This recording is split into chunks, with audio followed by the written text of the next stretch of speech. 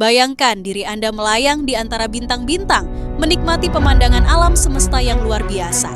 Berjalan-jalan di bulan, mengunjungi planet-planet lain, dan menemukan rahasia-rahasia alam semesta. Apakah Anda siap untuk mengalami petualangan seumur hidup? Mari bergabung dengan kami dalam perjalanan luar angkasa yang tak terlupakan. Kencangkan sabuk pengaman kalian, kita berangkat. Pada orbit rendah bumi, yaitu 160 sampai 2000 km di atas permukaan bumi, kamu bisa menemukan satelit pengamat bumi, satelit komunikasi, dan stasiun luar angkasa. Kemudian, di orbit menengah bumi, di 2000 sampai 36.000 km di atas permukaan bumi, kamu bisa menemukan satelit navigasi seperti GPS. Selanjutnya, di orbit geostasioner pada ketinggian di atas 36.000 km, kamu dapat menemukan satelit komunikasi, satelit cuaca, dan satelit televisi. Jadi, ketinggian rata-rata satelit mengorbit dapat bervariasi tergantung pada jenis orbitnya. Tetapi secara umum, satelit dapat mengorbit pada ketinggian mulai dari beberapa ratus kilometer hingga puluhan ribu kilometer di atas permukaan bumi. Di luar angkasa, ada lebih dari sekedar satelit buatan manusia yang mengorbit bumi. Ada juga asteroid-asteroid yang melayang di ruang angkasa, dari yang kecil hingga yang besar. Asteroid-asteroid ini adalah sisa-sisa dari pembentukan tata surya kita yang telah ada sejak miliaran tahun yang lalu.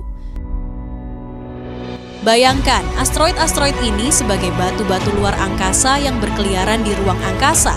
Beberapa di antaranya memiliki ukuran yang sangat besar, bahkan lebih besar dari sebuah kota.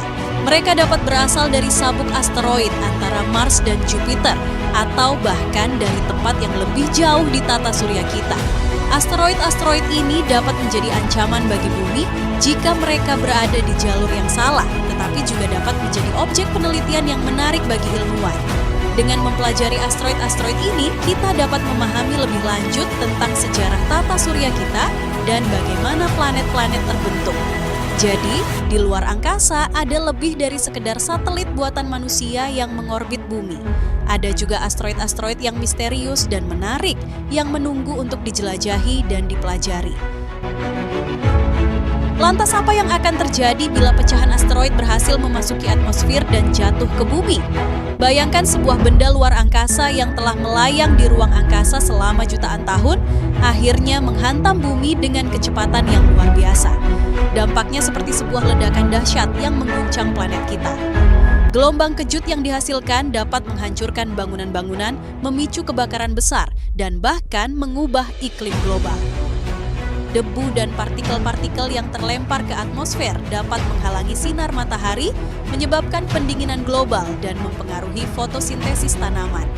Dampak meteor juga dapat memicu tsunami besar jika menghantam lautan atau menciptakan kawah-kawah besar jika menghantam daratan.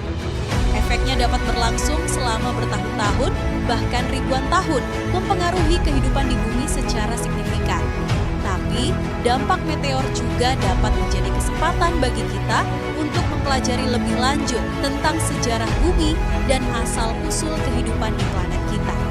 Dengan mempelajari efek meteor, kita dapat lebih siap menghadapi ancaman-ancaman luar angkasa di masa depan dan melindungi planet kita dari bahaya yang mengancam.